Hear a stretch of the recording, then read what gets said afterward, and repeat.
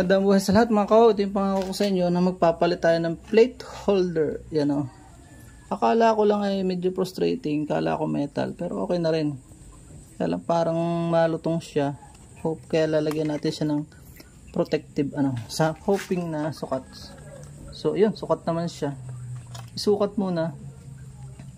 Yan. Sukat.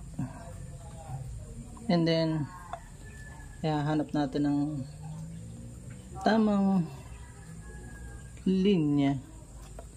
Hanap natin ng sukat niya. Sukat sakto lang.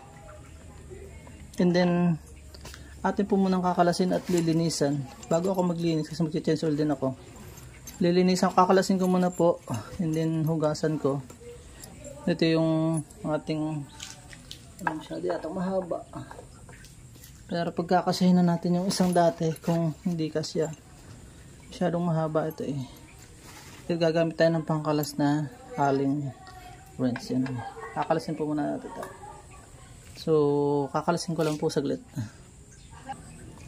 Kakalasin ko muna po bago tayo magpalit.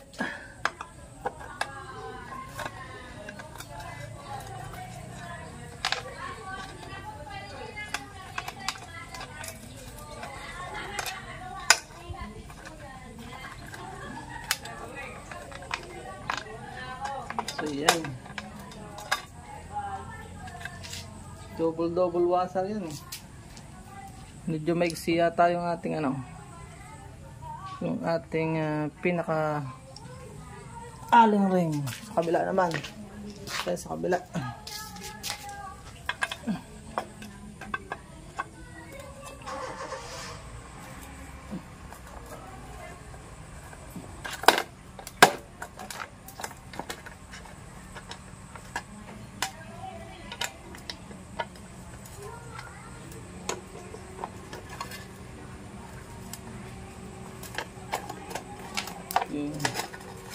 Okay.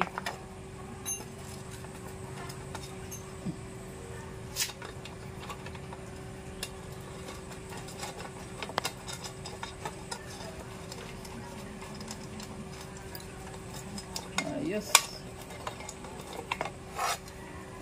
Yan. Tapos sa akin po huhugasan muna. Okay, ito. Uy. Hugasan ko lang po itong plaka. Hugasan ko rin itong part na to para masaya. Mahaba po mga kao yung tornilyo ko. Yung pinaka bibili pa po ako ng bago. Yan.